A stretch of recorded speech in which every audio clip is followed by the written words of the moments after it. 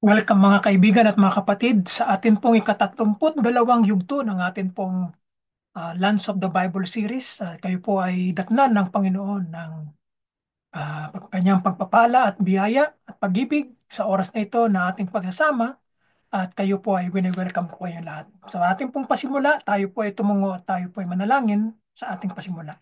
Salamat Panginoong Diyos, muli kami po yung tinipon at pinagkaisa muli at pagpalain mo ang iyong mga anak na makikinig sa oras na ito. At nawa ang aming pag-aaralan ngayon ay pagbago na namang lugar, Panginoon, na binanggit sa iyong banal na kasulatan. Kami po yung samahan sa kalating oras po ng aming pagtitipon na ito at nawa matutumuli kami sa iyong salita at patmayo mo, Panginoon, ang iyong gagamiting lingkod at nawa sa iyo lamang ang kapurihan, Panginoon, ngayon at magpakailanpaman.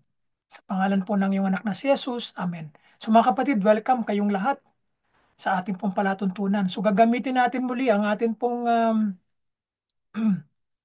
mga materials po dito at alamin natin kung ano ang makikita po natin sa ating pong palatuntunan na ito na ating inihanda sa oras na ito.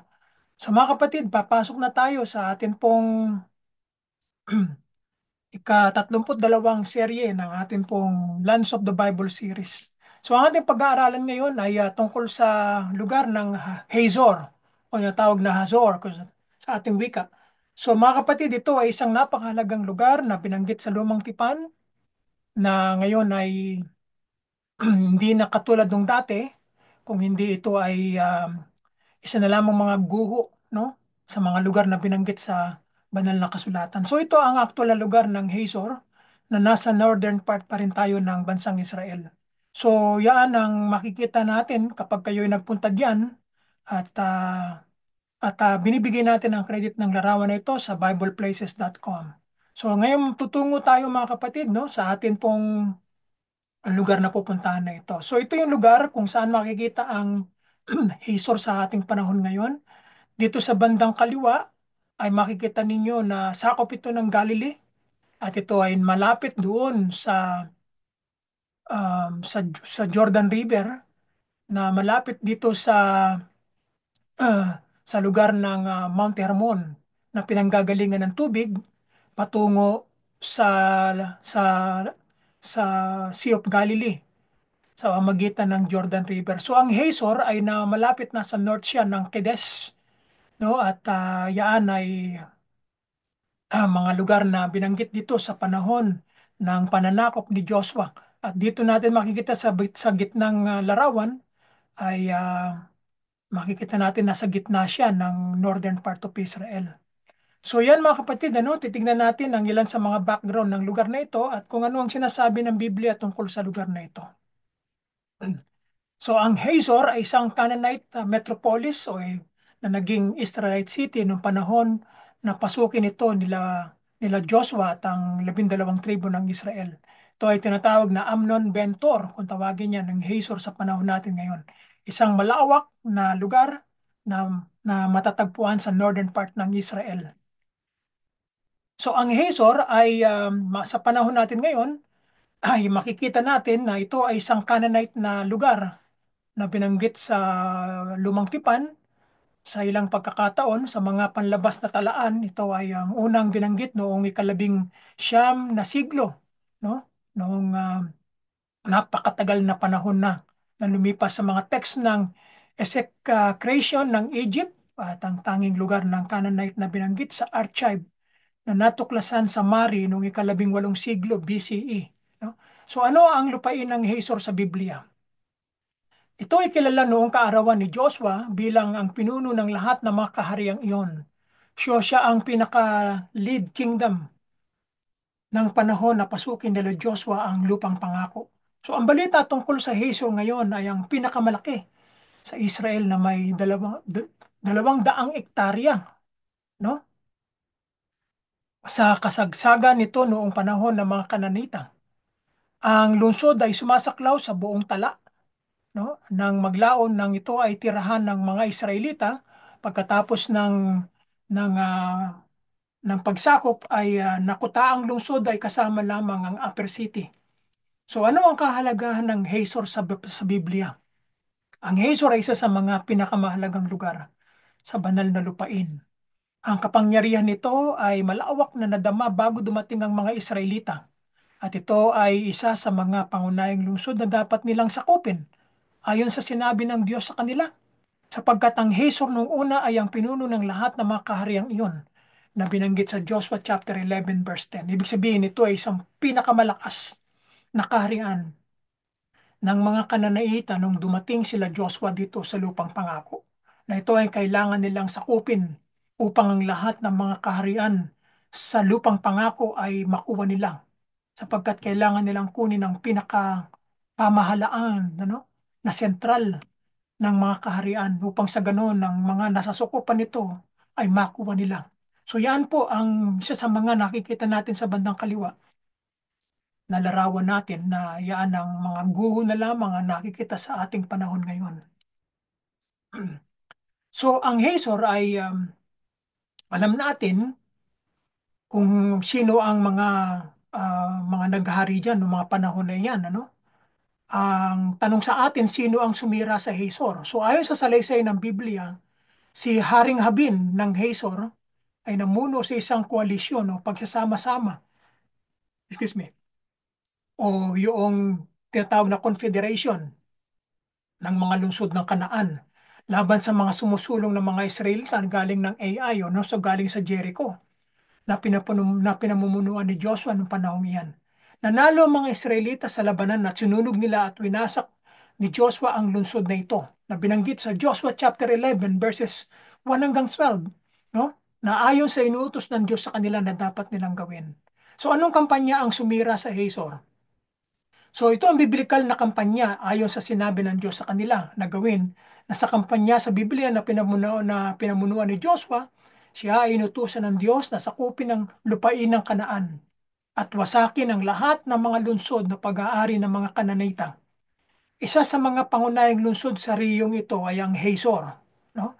Na isang makapangyarihang kuta na lungsod at sentro ng sibilisasyong Kananita noong panahon na pasukin nila ang lupaing Kanaan. Sino ang hari ng Hazor na nag-organisa ng isang alyansa laban kay Joshua? Ito ay binanggit natin na si Haring Habin o Jabin. Nang marinig ni Jabin ang hari ng Hazor, ang tungkol sa pananakop ng Israel sa timog, ayon sa Joshua chapter 9, nag-organisa siya ng malaking alyansa sa pagitan niya at ng ilan sa mga natitirang hari. So nagdala sila ng malaking pulutong, mga mga bilang ng mga sundalo, no? Ng mga mandirigma, mga karo, no? Mga chariots at mga kabayo upang lumaban sa Israel sa tubig ng Merom. So yan ang kwento na binanggit sa Joshua chapter 9.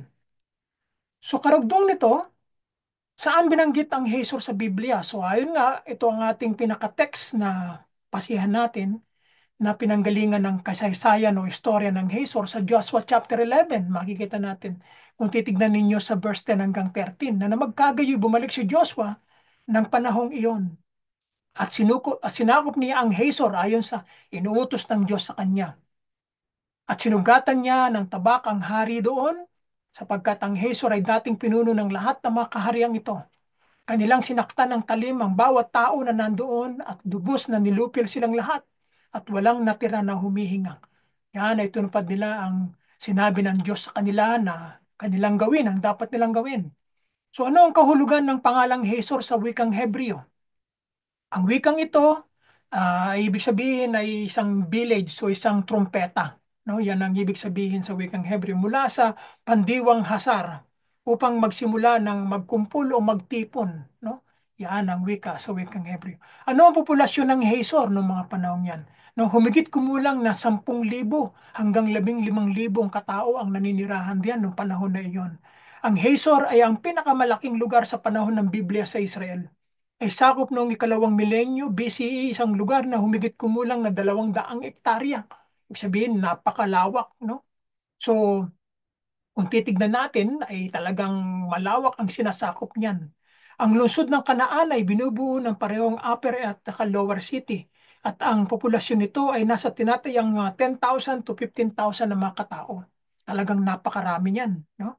So, narito ang ilan sa mga facts pa na makikita natin na ayon sa aklat ni Joshua, ang Hazor ay pwesto ni Habin na binanggit natin kanina na isang makapangyarihang haring Kananita na namuno sa isang konfederasyon ng mga Canaanites laban kay Joshua, isang commander ng militar ng Israel na pumalit kay Moises.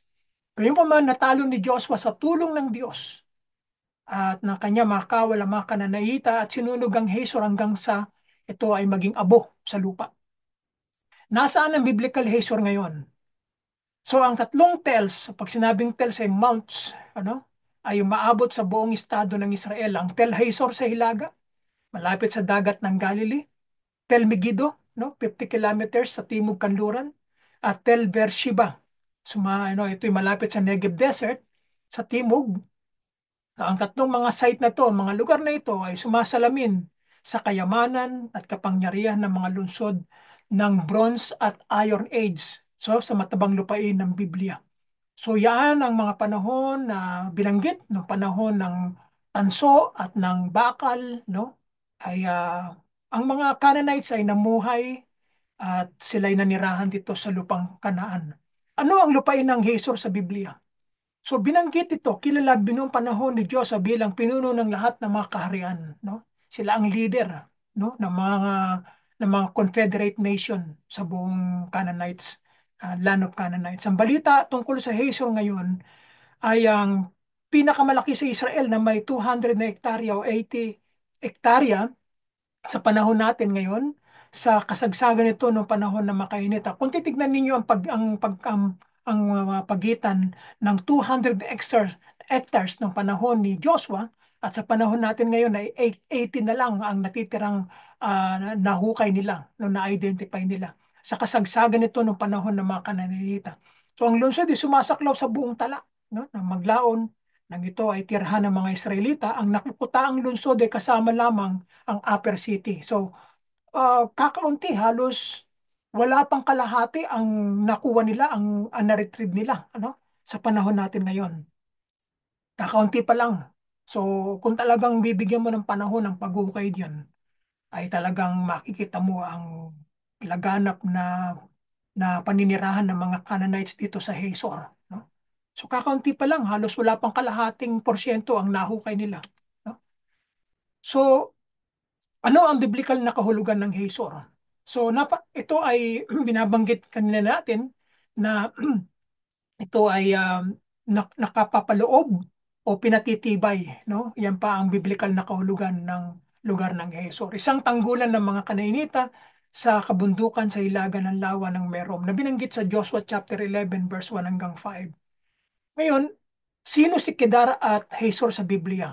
So, ang pangalang Kedar at Hazor ay may kaugnayan. Ang pag-atake ay itutungo sa mga tribong Arabo, no? Ang Kedar ay nangangahulugan ng mga Bedouin na nakatira sa mga tolda, no? Yan ang kaugnayan ng mga taong ito dito sa Hazor. Kunin ang kanilang mga tolda at ang kanilang mga kawan. Ang mga kaharian ng Hazor ay malamang na isang konfederasyon ng mga tribong Arabo, no, na hindi pa kailanman sinalakay at sa makatuwid ay namumuhay ng matiwasay ng walang mga pader o ramparts para sa mga kanilang mga pagtatanggol, no? Yan ang konting istorya dito na sapagkat ang mga Israelita noong mga panahong yan ay hindi pa nila pinaninirahan. So, meron pa rin mga iba pang mga naninirahan diyan sa mga lugar na iyan, no? Kaya katulad ng mga Arabo na ito, yung mga Kedar, yung mga tribo ng mga Arabs ay naninirahan din sa mga lugar na iyan. Bakit mahalaga ang Hazor sa Biblia? So, ayon sa aklat ni Joshua, ang Hazor ay pwesto ni Habin na binanggit natin kanina na isang makapangyarihang haring Kananita na namuno sa isang konfederasyon ng mga Canaanites laban kay Joshua na isang commander ng militar ng Israel. Gayunpaman, sa tulong ng Diyos na natalo ni Joshua at ang kanyang mga kawal ng 12 tribo ng Israel ang mga Canaanite at sinunog ang Hazor hanggang sa ito ay maging abo. No? At ilan na lamang ang makikitang mga nakatayo na nakikita natin sa panahon natin ngayon. So, ano ang mga nangyari sa lugar ng Hazor sa Biblia ayon dito sa mga nakikita nating mga guho na kanilang mga nahukay? Ito ay sa wakas ay nawasak ng panahon ng mga Assyrians ay dumating dito sa northern parts ng Israel ng panahon na namuno ang 10 tribo ng Israel, yung tinatawag na Northern Kingdom of Israel sa panahon ni pagkatapos na namatay si Haring Solomon ay nahati ang kaharian, no? Sa northern part ng Israel at ganoon din sa southern part ng Israel. So noong panahon ni Tiglat-Pileser III na noong 732 BCE ay sumakop sa buong lugar ng Galilee na binanggit sa 2 Kings, no? Chapter 15 verse 21. Sa isang kampanyang nagmarka sa simula ng pagkatapos ng kalayaan ng Northern Kingdom ng Israel na hindi na muling nabawi ang Hazor at ang kalagahan nito. Wala na, nasira na dahil nga sa pananakop ng isang papasok na bagong makapangyarihang imperyo ng Assyria na sumira at nagwasak sa northern kingdom ng Israel na itinatag ni Jeroboam. No? So dahil diyan, pinahintulutan ng Diyos na mangyari yan dahil ang mga Israelites sa northern part ng Israel ay sumamba sa Diyos-Diyosan na pinamunuan ni Jeroboam. No? Ang ginawa niya ay sinunod niya ang ginawa ng mga Israelites nung sila inobra sa Egypt. No? Nagtayo siya ng mga nagtayo siya ng isang gintong guya na kanilang sinamba. No? Dahil nakurap nga ang isip ni Jeroboam na sana man lang ay sinunod niya ang inutos ng Diyos sa kanya na sambahin ang tunay na Diyos. Kaya ganyan na nangyari. Ginamit ng Diyos ang bansang Israel para wasakin ang mga Canaanites na sumasamba sa mga Diyos-Diyosan. At ginamit ng Diyos si Joshua at ang 12 tribo para maging kanyang instrumento para wasakin, patayin ang lahat ng mga sumasamba sa Diyos-Diyosan. Ngayon, sinabi ng Diyos sa kanila, kapag ganyan din ang ginawa ninyo, nasasamba kayo sa mga Diyos-Diyosan, ay ipalulupig ko rin kayo sa mga bansang sasakop sa inyo. Katulad ng ginawa ninyo sa mga Canaanites na pinasakop ko sa inyo. Kung kayo mananatiling tapat sa akin na hindi mangyayari ang mga bagay na yan, mananatili kayong mamumuhay sa lupain na ito na ibinigay ko sa inyong mga ninuno. Pero ano nangyari? Hindi sinunod ng Northern Kingdom ang utos ng Diyos sa kanila sa pamamagitan ng mga propeta, kung hindi naglingkod sila sa Baal, Astoret at sa mga Diyos-Diyosan na mga Kananaita. Kaya ang ginawa ng Diyos ay pinalupig sila kay Haring Tiglat-Pileser III noong 332 BCE. Kaya sinakop ang Northern Kingdom ng Israel at ito ay wala nang mga naninirahang mga Israelita at sila ay dinala no, doon sa lugar ng pinaninirahan ng mga Assyrians, no, doon sa Ninive at sa mga karatig ng mga lugar at sila ay ikinalat sa buong mundo, no? At nawalaan na ang kanilang pagkakilanlan. Na hanggang sa panahon natin ngayon na hindi na malaman kung ano ang kanilang identity at walang nakakakilala sa kanila ngayon kung nasaan na sila, no? At nawala na sila sa kasaysayan at nabura na ang kanilang pagkakilanlan. Nawala na. So sino ang nakatira sa Hazor? Mula dito, mahihinuha natin na mga taong may mataas na katayuan ay naninirahan sa Hazor. Kabilang ang mga mensahero at mga sugo mula sa Babylon. You know? Parehong mga piling tao at mga karaniwang tao ay naninirahan sa mababang lungsod at imposibleng sabihin kung ang mga pili lamang ng mga populasyon ng Kanaan ang mga naninirahan sa mas mababang lungsod. So, matapos itong wasakin ng mga Assyrians, ay ganito ang ginawa ng mga Assyrians ay dinala nila ang iba't ibang klase ng mga tao na naninirahan sa Middle East ng mga panahon yun at sila ang inilagay ng mga taong naninirahan dyan sa Hazor at sa buong Northern Kingdom ng Israel. Ano ang mga batas ng Hazor? Ang mga batas ng Hazor ay nakatayo sa tradisyon ng mga cuneiform na batas ng sinaunang malapit na silangan dahil naguutos sa mga ito ng iba't ibang parusa para sa iba't ibang uri ng pisikal na pinsala sa mga tao. So, ginawa ng mga naninirahan diyan kung ano ang naging batas nila sa pinanggalingan nilang bansa ay ganun din ang kanilang pinairal na bansa na batas dito nung sila dumating sa Hazor. Ang dalawang pinakakaraniwang parusa ay ang nangangailangan ng kabayaran sa pananalapi at lex talionis o mata sa mata o ngipin sa ngipin. Ito ay nababanggit pagka tayo ay nag-aaral sa mga seminary, no? Ito, natandaan ko itong Lex Talionis na ito, binanggit ito ng isang professor namin sa kasaysayan noong araw, no? So, kapag ka, ang mga tao ay hindi sumunod sa batas, no? Ganyan ang gagawin sa kanila, mata sa mata, ngipin sa ngipin, ano? Yan ang pagkabanggit na batas ayon sa mga lumang mga kautusan, no? Na sinusunod ng mga tao rito na naninirahan noong araw. So, Karagdagan pa rito ay kailan sinakop ni Joshua ang Hazor? So napagpasyahan ng isang British archaeologist sa pangalan ni John Garstang na nabuhay noong 1876 hanggang 1956 na dalubhasa sa sinaunang kasaysayan ng Asia Minor o sa panahon natin ng Western Turkey at sa Palestine o yung tinatawag na Israel. No? Siya ay isang pioneer sa mga kasanayang pag-agham sa archaeology, nag-iingat ng mga detalyadong talaan ng kanyang mga pag-uukay at pagkuha ng mga malawak na litrato. Kilala siya sa mga pag-uukay sa Jericho mula noong 1930 hanggang 1936. So ang Garstang Museum of Archaeology ay pinangalan sa kanya at mula doon sa kanyang mga tunog ng mga malalaking talampas, yung mga enclosure niya ay isang lugar ng kampo para sa mga infantry at mga karwahe ay dahil wala siyang makitang Mycenaeans na palayok na unang lumitaw sa lugar pagkatapos ng 1400 BCE, no? So napetsahan niya ang muling pagkawasak ng Hazor noong mga 1400, no, na BCE. Ang petsa na itinuturo niya sa pananakop ni Joshua. So yan ang kanyang findings. So sino si Haring Jabin ng Hazor sa Biblia na ating binanggit kanina?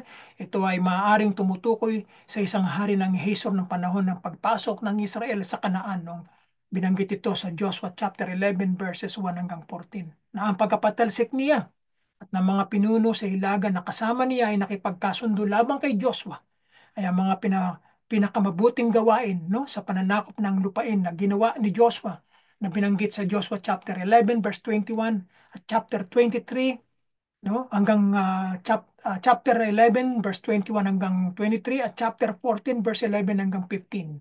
No, yan ang ating makikita ng background dyan. Sinakop at sinunog ni Joshua ang lungsod na ito ng Hazor na binanggit sa chapter 11 verse 10 hanggang 14. At ang Hazor ay nagkaroon din ng bahagi sa buhay nila Deborah at ni Barak, no, na binanggit sa mga hukom, no? Chapter 4 verse 2, no? Binanggit din ang Hazor doon. At muling itinayo ito ni Haring Solomon noong ikasampung siglo, no, BC. Binanggit sa unang hari, chapter 9 verse 15. So, merong tatlong kasaysayan o pagkabanggit sa panahon ni Joshua at sa panahon ni Deborah at saka ni Barak at sa panahon ni King Solomon binanggit ang lugar ng Hazor. So yan ang background ng lugar na ito. So karagdagan pa ay nasaan ngayon ang biblical na Hazor sa panating panahon ngayon. Ito sa larawan makikita natin ang tatlong tells na ito na umabot sa buong estado ng Israel, no? Ang Tel Hazor sa Hilaga na binanggit natin kanina malapit sa dagat ng Galilee at ang Tel Megiddo no 50 kilometers sa timog kanluran at ang Tel Beersheba naman malapit sa Negev Desert sa timog.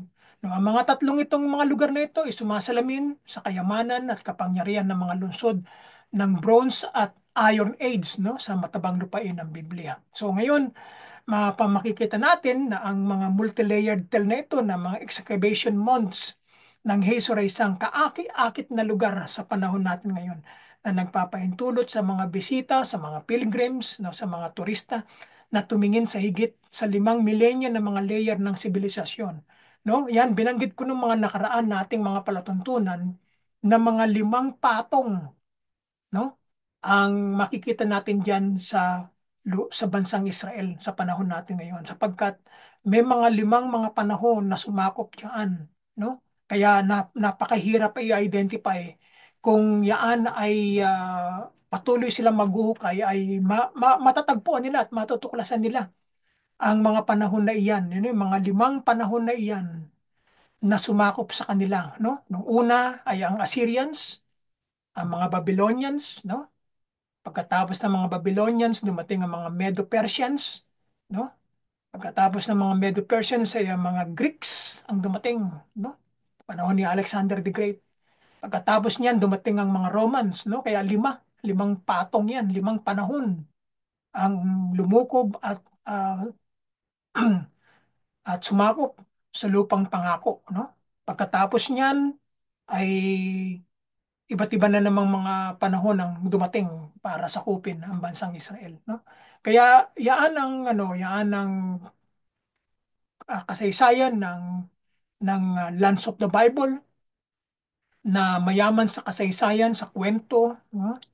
Sa kultura na iba't ibang imperyo ang lumukob at sumakop diyan. Kaya walang katapusang pag-aaral, no, ang makikita natin diyan, no, na umiiral sa panahon natin hanggang ngayon, no, na ang Biblia ay sagana sa katotohanan, sa kasaysayan, ano, at higit sa lahat ay ang katotohanan na makikita natin diyan. Maging ang mga panahon na ito ay nagsasabi na ang kwento ng banal na kasulatan ay totoo at hindi lamang haka-haka o salit-sabi ng mga tao.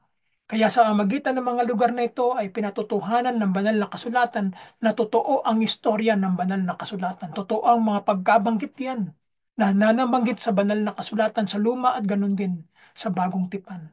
So mga kapatid, dito tayo nagtatapos, ano?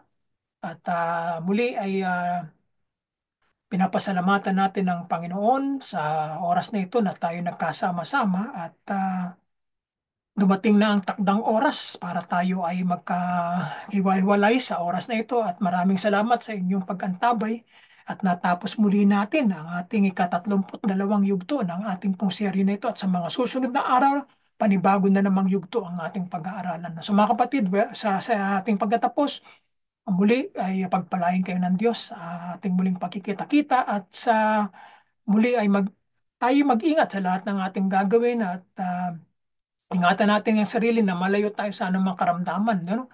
Dito sa Toronto ngayon ay uso ang sakit, no?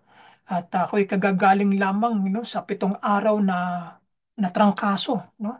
At niloob ng Diyos na ako'y gumaling at ako'y babalik na sa aking trabaho sa darating na bukas, no? Ako'y nagpahinga, no? Ng halos 10 araw akong nagpahinga, no? Talagang ginugulo ko yung tulog, no? Pahinga, higa, sapagkat napakasakit ng katawan, ano? At awa ng Diyos naman ay gumaling na tayo sa tulong ng Panginoon. So mga kapatid, sa muling pagkikita-kita at pagpalain kayo ng Diyos at mag-ingat po tayo sa ating mga sarili at sumayin niyo ang pangalan ng Panginoon at kanyang biyaya at pagpapala. We'll see you again. Have a great day and bye for now.